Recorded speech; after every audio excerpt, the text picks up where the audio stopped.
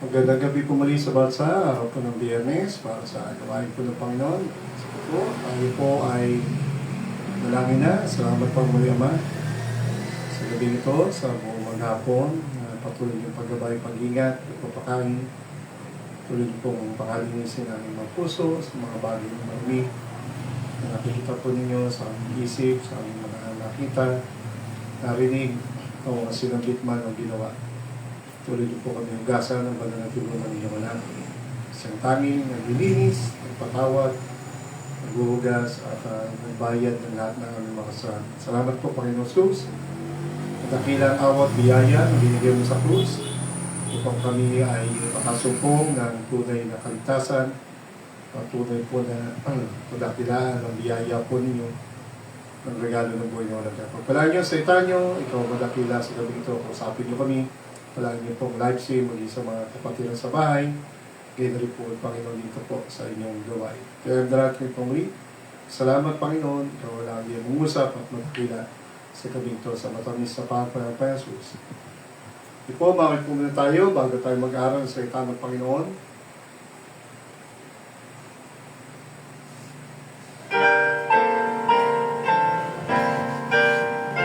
Nandito po natin yung burdens of the dead Calvary. Ready?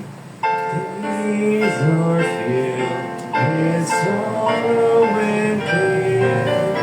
Hearts are lonely and drained.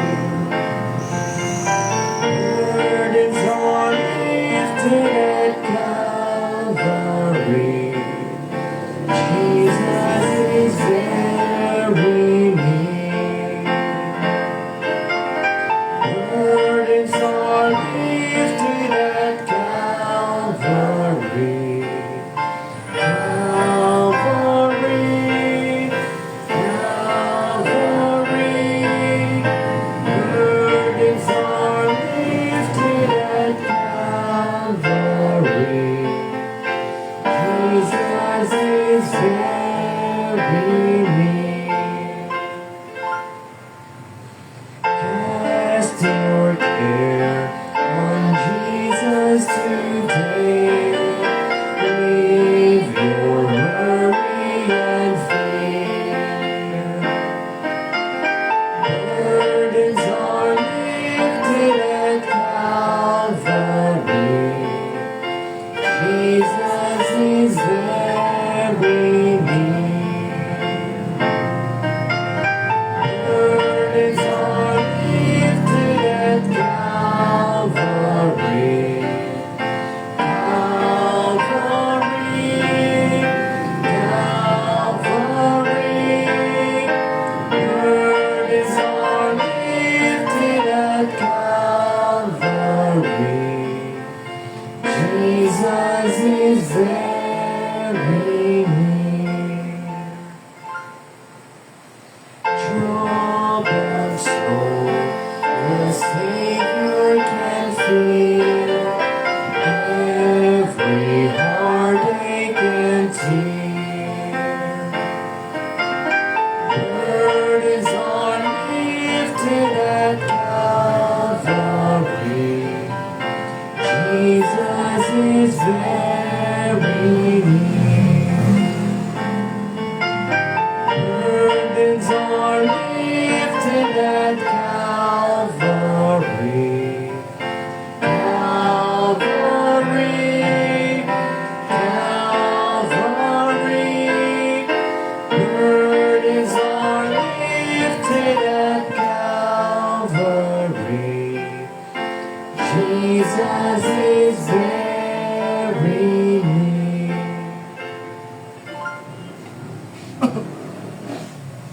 Po, Panginoon, sa aming tingin. Tunay po na salamat po sa krus, sa Kalbaryo. Ang Panginoon ay naghirap upang tayo po ay pagaanin niya at tanggalin na po ang bigat na tinatawag na pasanin ng kasalanan at mga kalungkutan at kaginawaan sa kabigatan ng kasalanan. Sige po, let's continue our series of study about when three prophets prayed for death in the Bible.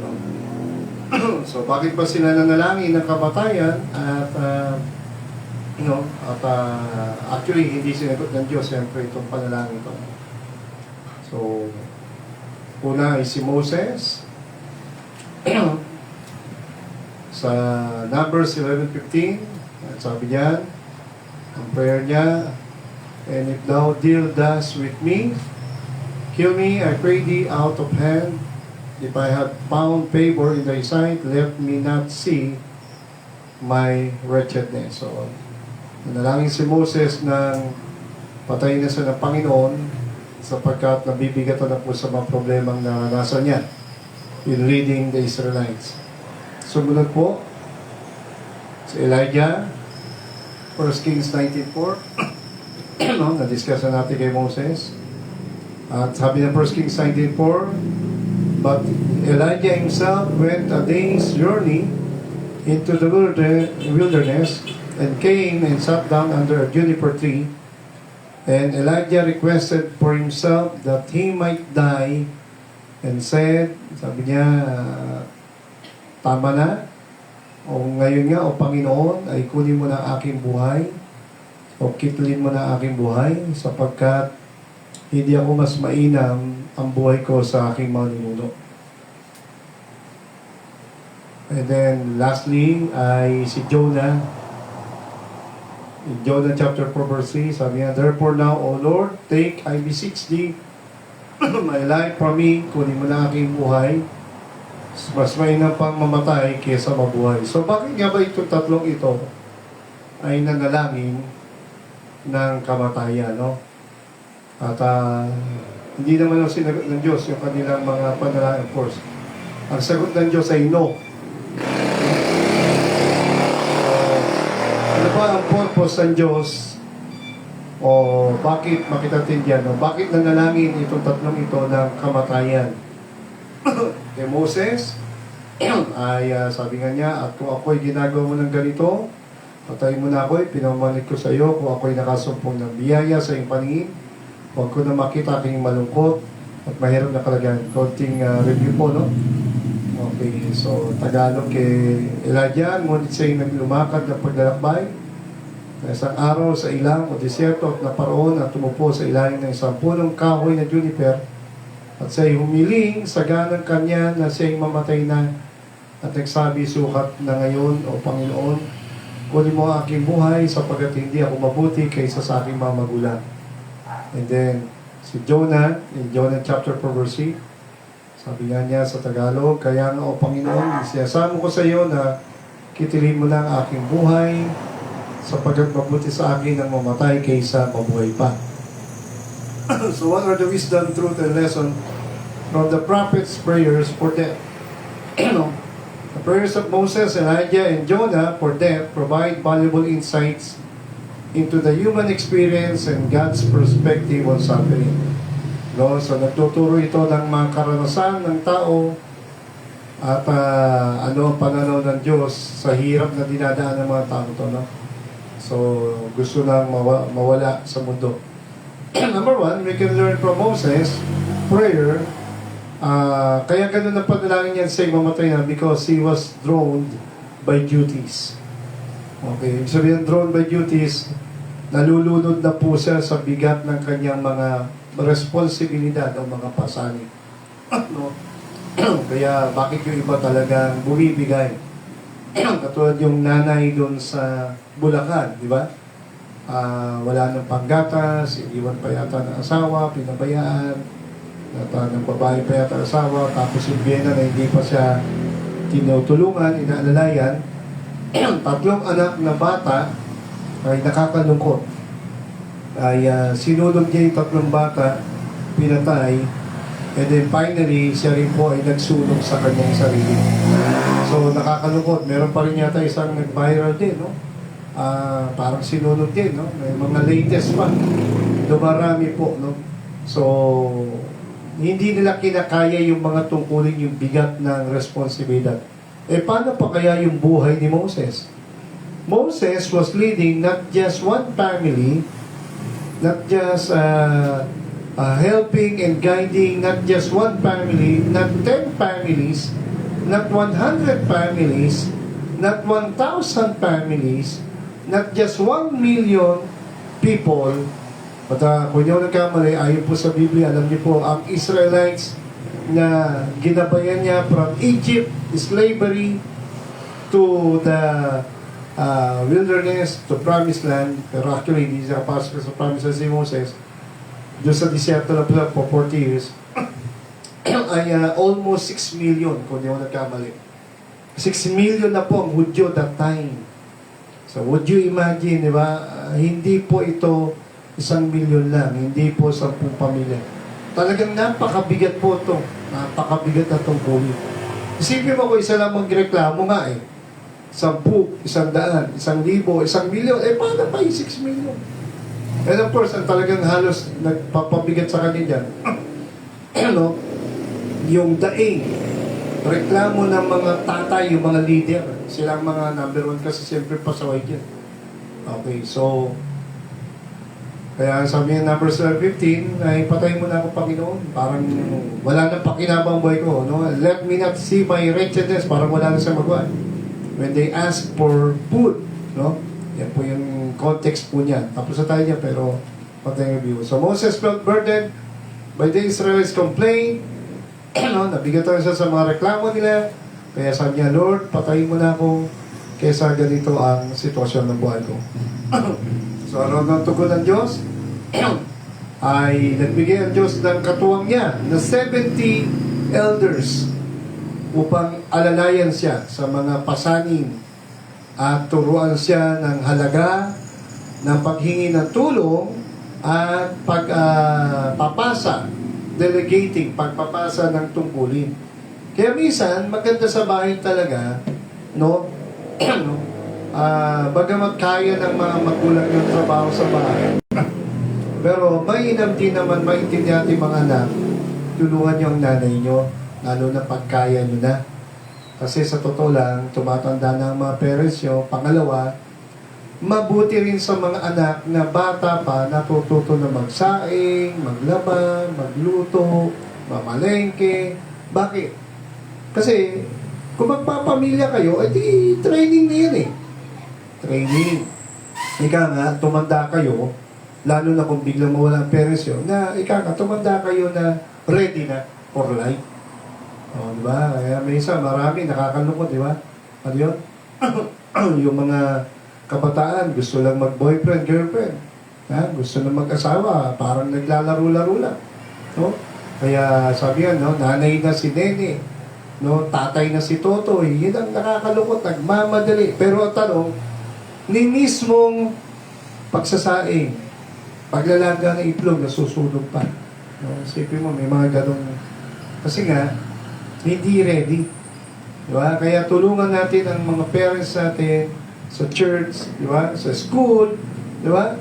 Tulungan po natin ang teacher, ang principal, ang guardia, ang janitor, ang parents natin, ang ating community, ang ating kapitan, ang ating police, dun sa mga maliliit na bagay, maliliit lang, pero nakakabuti. Kesa, umaga, huwag na tayong maging pasakit at pabigat pa. Sana makagaan tayo. Yan, no? So, kaya si Moses, talagang maintindihan mo na pakabigat kasi ng tungkulin niya. No? Kaya, ang Diyos, naiintindihan niya yung sitwasyon ni Moses, baka nabibigatan siya, kaya gano'n niya sa kanya, patayin mo na ako, Panginoon. So, binigyan siya ng 70 leader, no? 70. Para, yan, alalayan niya si Moses. Lahat ng mabibigat na trabaho ni Moses, ibigay sa kanya. Pero yung magagaan, kayo na. Para hindi na si Moses lahat ang mag-iisip. Parang katulad ng Panginoon naman, may 12 disciples siya, 12 apostles, 12 missionaries. Pero, in Acts chapter 6, you can see, no, nagpe-preach, nagpe-pray yung mga apostles, at dumami yung mga believers, so kailangan na pakainin. So, sabi ni Moses, sabi nila, Pedro, hindi na kami dapat ang magpapakain kasi hindi na mabilang yung mga Kristiyanong naligtas eh. In Acts chapter 6. Sabi niya, tungkol namin manalangin, magturo ng Bible. So, nag-appoint, nag-pray sila ng mga, yung magpapakain. Ang tinatawag doon, mga deacons. Deacons are servants, katuwang ng pastor, katuwang ng ng mga apostles. So sila na ngayon yung nagpapakain. I think parang 7 yun, kung di ba nagkakaroon. Isa na doon si Stephen, yung unang-unang nakaranas ng pag-usik, pinapatay ni Saul or Paul in the chapter 8, no? So yan sila Philip, yan, mga naging katuwang po yan. So napakahalaga ang delegation. Napakahalaga po ang kumbaga, hindi po kahinaan, hindi hindi kahinaan ang umamin ka na hindi lahat kaya mo. Pride yun eh. Minsan may mga parents, no? May mga okay lang, hanggat kaya mo, pero may mga pagkataon aminin natin, ma-pride din ang mga parents. Ma-pride din yung mga teachers o yung mga principal. Kunwari, kaya niya. Pero totoo, hindi na niya kaya. Di ba? Ano yun? Kaya nga, kumbaga sa basketball may coach, may captain ball, di ba? May guard, may forward, may center, may kanya-kanyang position. No? May kanya-kanya silang pesto, may kanya-kanyang binabantayan. Tulong-tulong sila. Kaya mahalaga yung team, mahalaga yung tulong-tulong, mahalaga yung pagkakaisa, mahalaga yung pag-uunawaan, di ba? Pakikisama, mahalaga po yan. Dapat walang pabigat, walang pasaning, walang pasaway, walang makasarili. No? Kaya si Moses, kaya nga bumigay siya. Emotionally, he was burdened. He was drawn by the duties. Ibig sabihin, nalunod siya, nabigatan. No? Talagang, masuko na ako, yung wala, parang gano'n. No? So, reklamo, wala bang tubig, wala bang pagkain, wala bang tinapay. So, yun. Kaya ang Diyos ay nagpadala ng leader po, ng katurna. Let's look naman kay Elijah. How about Elijah's prayer? No? Elijah's prayer was burnt out and burdened. Okay, no? Batuto natin kay Elijah, siya po ay na-burn out. Ang ibig sabihin na-burn out, no? Parang gano'n, na-discourage na siya. Nabigatan din siya. Napagod na siya. Na-dismaya. Okay, no? Na-dismaya. Okay, tingnan po natin yung kwento in 1 Kings chapter 19. Okay, chapter 19, verse 1. Sabi dito, si Ahab, actually, ang chapter 18, pag binasa yung kwento, ay halos the same. Alam nyo, ang prophet Moses at prophet Elijah, si prophet Moses, nakaranas ng discouragement, nakaranas ng bakit sa nagpray ng kamatayan na. Kasi, makita natin dito, no, na ang buhay kasi natin hindi lagi puro excitement. Hindi puro happiness. Meron loneliness. Hindi puro sabi nga, hindi puro sarap, hindi puro kain lang. No? May trabaho din. Yan. No, hindi puro tagumpay. Meron din kabiguan. Hindi puro saya. Meron din lungkot. Hindi puro yun nga, excitement. Meron ding malulungkot na panahon sa buhay natin. So si Moses, remember the story, the 10 plagues, hindi lang 10 salot, pati nahating dagat. So exciting yun, daming binawang milagro ng Diyos kay Moses. Di ba? Kaya akala mo, taga si Moses, bidang-bida eh. Siyempre, bida ang Diyos, pero si Moses kasi bilang leader, sikat na sikat. Talagang ramdam na yung power, yung protection ng Diyos, yung guidance ni Lord, yung presence niya. And then suddenly, after all those victories, eto naman, no, reklamo. Itong mga Hudyo kasi, hindi natuto na magtiwala, sumunod, trust and obey, di ba? Trust and obey. Wala pang tubig yan, wala pang tinapay, wala pang pagkain, Moses. So, reklamo.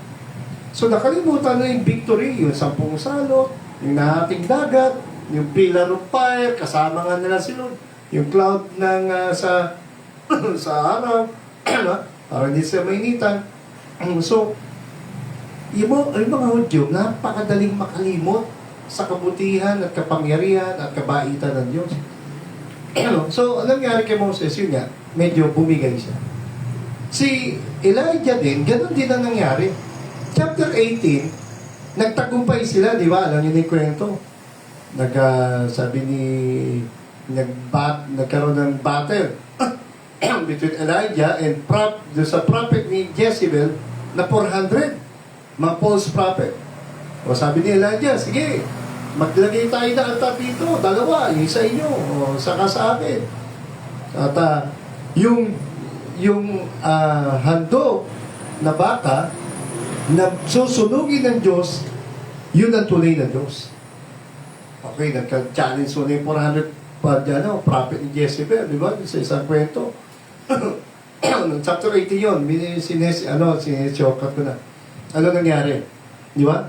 Wala nangyari, hindi nasulog yung ano nila, yung hinandog nilang baka sa Diyos, doon sa altar. Sabi niya, pili ba ang Diyos yun? Mukhang wala pa rin yata. Inabot ang tanghali, wala pa rin. Nagsugat na yung mga propeta, wala pa rin. Walang apoy na galing sa langit para sunugin yung handog nila. So ito na, maghahapon na. Sabi nila, wala ba mangyayari? Wala, sumuko na sila. Yung mga propeta ni Elijah, yung mga peke. Ang dating Elijah, sige, ako naman. Wala talaga, no? Sabi niya, pamira. Pakitabi na rin. Okay, so nangyari kay Elijah, sabi niya ay, sabi ni Elijah, lagyan niya ng tubig yung paligid ng altar. Pinuhusan nila ng tubig. Drum. Talaga nag-uumapaw sa tubig. Tapos, sabi niya, pagkakasa nag-pray siya. Hindi natin basahin yun. Nag-pray pa kasi sabi niya, no? Sabi niya, ipakita mo, Panginoon, na ikaw ang tunay na Diyos ng Israel at madakila ka sa oras. So, ang prayer ni Elijah, hindi siya madakila, hindi siya sumikat, kundi madakila ang Diyos. Magpakilala ka, Panginoon, sa bansang ito na minamahal mo at nang sila'y maniwala sa iyo at ikay madakila. Lo and behold, nagkaroon ng fire from heaven at yung pong baka na basang-basa ng tubig ay talagang natuyok bigla, nag-apoy yung baka, nasunog yung baka, yung handog na yun. Kaya natakot ang mga Israelita noon, yung mga nanonood sa contest na yun, at yung mga prophet ni Jezebel, sabi ni Elijah, pinag-utos siya, patayin nyo lahat yan. So pinapatay yun. Napatay po yung lahat ng 400 false prophet ni Jezebel. Jezebel was the wife of King Ahab. King Ahab was the wicked king that time, and the wicked queen, Jezebel. Makita natin, ito po yung time na hindi po nagpaulan ang Diyos for 3.5 years. Bakit po? Galit po ang Diyos sa Israel. Because Elijah worshiped the idols, yung mga rebulto ng ibang bansa ginaya. At ito si wicked queen Jezebel pa, ang nagtulak sa kanya para sumamba dito sa mga rebultong ito. At yun nga, hindi sumamba sa tuwing Diyos. Kaya dito sa chapter 90, ito na po yun. So, si King Ahab, nung mapatay nga po yung kanyang mga prophet na inutusan niya doon sa battle na yun, sa bundok ng Carmel, sinabi ni Ahab, ni King Ahab, kay Jezebel na asawa niya, ang lahat na nangyari, nasunog yung baka ni Elijah mula sa apoy ng langit, sa Diyos. Yung sa iyo, yung sa mga prophet mo, hindi. At hindi lang yun, pinapatay niya ang lahat ng prophets. Yun. Patay yun, yung 400 na false prophet ni Jezebel. At nung marinig yun ni Jezebel, nagpadala siya ng mga mensahero para kay Elijah. Galit na galit po si Queen Jezebel niya. Sabi niya, kung paano mo, so let the gods do to me, and more also, if I make that thy life as the life of one of them. So niya, sa salita, kung ano yung ginawa ni Elijah sa 400 prophets, ganun ba? Sige, papapatay ko din niya. So, pinahunting niya si Elijah. If I make that thy life, the life of Elijah, na matulad sa isa sa kanila, bukas, mamamatay siya. So, pinag-utos po. Galit na si Jezebel. Hanapin niya, patayin niya si Elijah. Yan. So, yan po ang naging resulta ng galit ni Jezebel nung malaman niya. Actually, Jezebel, kahit na gano'n ang ginawa ng Diyos, hindi po natakot. Isa pa kita yung lesson niya. Why? Because her heart was full of evil. Puno ng kasamaan, puno ng galit, hindi po naniniwala sa Diyos ng Israel. Si Ahab, medyo natauhan, pero hindi pa rin sa lubos talaga nagsisi. Pero nakita niya yung, actually, pagkatapos niya nung ano na yun umulan Yung ulan, doon nagpa-ulan na ho ang Diyos Pagkatapos mo nung nasunog po yung baka na hinandog ni Elijah, yung sa bundok. Nasaksihan yun ni Ahab. Pati yung ulan, sabi ni Elijah, umuwi ka na mahal na rin. Ayan na yung ulan. Yan, nagpa-ulan na siya after that 3.5 years na famine, walang ulan. It means gutom, walang kakainin, walang pananim. Maraming namatay na hayop, maraming namatay na tao. Isipin mo, natuyot po. Kaya sabi ng verse 8, and when Elijah saw that, nang marinig niya, malaman niya, gano'n ang pinag-utos si Queen Jezebel, anong ginawa niya?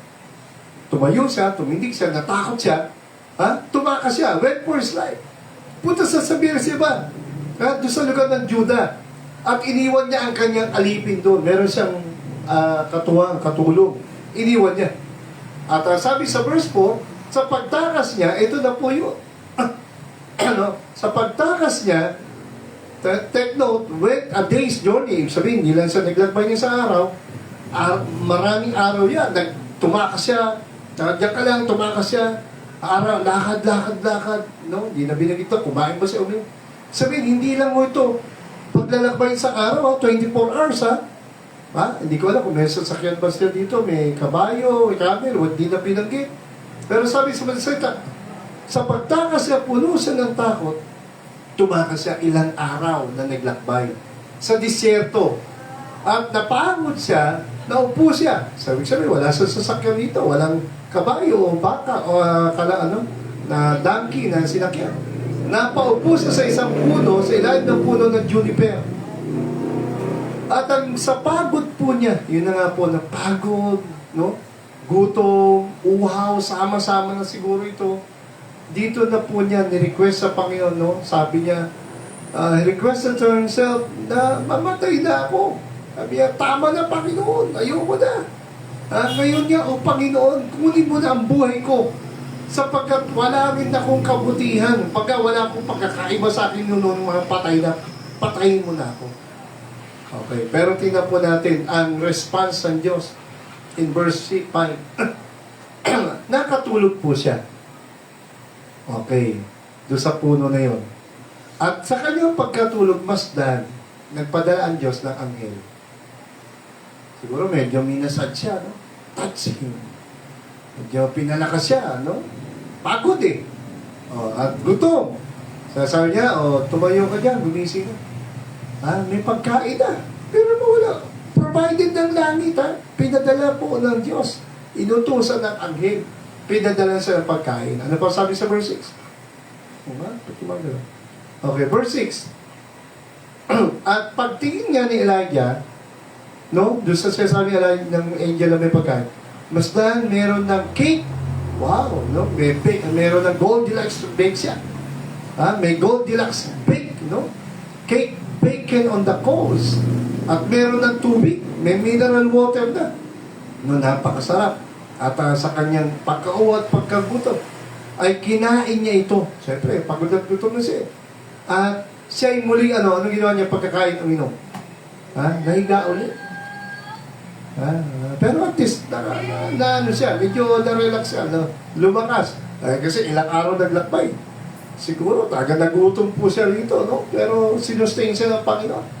At ano po sabi on verse 7? Ang sabi po ng angel, ang utos ng angel, sabi sa kanya, and the angel of the Lord came again the second time. Ito ba ay angel na angel talaga? O angel na si Lord? Pwede ito si Lord talaga dito. Kasi angel of the Lord Possible, si Lord dito nagpakita sa kanya rito Hindi taga-angel And the angel of the Lord came again the second time. Bumalik ulit sa kanya, kinausap siya, tinipo siya, at sabi, tumayo ka dyan, kumain ulit. Bakit? Hindi pa tapos sa trabaho mo. mahaba pa ang paglalakbay mo at matindi pa ang pupunta. Sabi, marami ka pang gagawin. Kumain ka, magpalakas ka. Pinapalakas yan ng Panginoon. Huwag kang mag-discourage, huwag kang mapagod. Huwag kang magutom. Kumain ka, magpalakas ka. Okay, anong ginawa niya? Verse 8, at siya nga ay bumangon, at kumain, at uminom, at siya ay lumakas ng ilang araw. 40 days and 40 nights doon sa bundok ng Horeb, sa bundok ng Diyos. Okay, so makita natin dito, no? Ano po ang lesson dito kay Elijah? Okay, takboy natin. Okay, so Elijah na tayo. Elijah felt isolated and exhausted. Feeling niya, nag-iisa na siya. Feeling niya, pagod na siya. Pagkatapos ng kanyang battle with the prophets of Baal, no, leading him to ask God. Katatapos na ng victory niya, katatapos lang ng something spectacular. Di ba? Kumbaga, high spirit eh. Di ba? Tagumpay eh. Si Lord, talagang pinakita yung power niya, yung presence niya. Di ba? And then suddenly, parang sasabi kasi ni Elijah rito, nung malapit ni Jesse, ganun ba? Hanapin niya, patay niya. Hindi natakot si Jezebel. Pero si Elijah natakot. Naku, papatay. Kaya tumakas siya. Parang siya sabi niya, Lord, akala ko ba buhay ka? Akala ko ba diyan ka? Akala ko ba tutulog? Bakit papatayin ako? Takot siya. Naunahan siya ng takot. Naunahan siya ng, kumbaga, nakalimot din siya, in a sense. Kaya siya nadismaya, kaya siya nanghina, kaya siya napagod. Kasi feeling niya, Lord, akala ko ba? Andiyan ka, tatagumpay na tayo. Bakit mayabang si Jezebel? Di ba? So parang sabi niya rito, kung pwede lang patayin na niya si Jezebel, di ba? Pero hindi eh. Kumbaga, kung hindi rin lang mamatay si Jezebel, siya ipapatayin, eh di takas niya sa kanyang takot. At yun nga, niisip niya, Lord, parang pinabayaan mo na ako. Parang, pagkatapos ng paksyon ko, pag dinigod ko siya, ba't to? Bakit puro suffering? So, kaya sabi niya, Lord, patayin mo na lang ako. Diba? So, parang wala naman pala mabuting magagawa pa. Pero nung response ng Diyos, no, yun yan, nagpadala siya ng anghel, pinakain siya, pinalakas siya. Ibig sabihin, it talks about God's care, no, for his physical body, nanghina eh. Napagod eh. At pagpagod ang tao physically, kaya nga, kailangan natin matulog. Bakit kailangan natin kumain? Di ba? So, mga kabataan, hindi pwedeng aral kayo na aral. Ang cellphone pala nakakapagod. O katulad yun, yung na balita, sino yun? Anak ni Kim, di ba? Sa channel, yung Kim Atienza, di ba? Viral ngayon, di ba? Yung anak niya na 19 years old ba? Babae, nasa Amerika. O, di ba? Viral po ngayon. Bakit? Ano sabi? Nagpakamatay. Why? Kasi meron na yata sa dating problem in the past. So, nag-post yata sa, comment ang mga keyboard warriors ng mga netizen at hindi niya kinaya yung mga pintas, yung mga ng pasaring, no? Ng mga bully sa netizen. Kaya pag hindi ka sanay, mahina ang kalooban mo. Huwag ka na mag-comment. Nakanasa ko talagang naku, mahirap. Talagang pag hindi mo kaya ng emosyon mo, tumigil ka. Huwag ka mag-comment. Hayaan mo sila. No? So, nangyari nga po, hindi ko kinaya ng anak ni Kim Atienza. Malungkot po yun. No? So, dito naman, hindi naman magpapakamatay si Moses at si Elijah. Alam nila, hindi pwede. Pero sabi na, patayin mo na kami, Lord. No? Pero, katigatin, katatapos lang ng tagumpay, kapangyarihan, proteksyon, plano ng Diyos ay maganda sa Israel, kay Elijah. Pero bakit ganito? Nakakaranas sila ng tinatawag na kapaguran. Normal po yun. Pagpagod ka, ano gagawin mo? Matulog. Problema pagpagod ka, cellphone pa rin. Gutom ka na, cellphone pa rin. Di ba? So, hindi pwede na, kaya ang gadget po ngayon ay masyado po, hindi po ninyo namamalayan. Ha? Hindi nyo namamalayan. Kinakain ng oras nyo ng pagtulog, ng tinatag nating pagkain, pahinga. Kaya, marami taga ngayon ay stress, no? Marami ngayon ay nadidistress, nadidepress, no? Kaya, makita natin dito, mabuti nga kung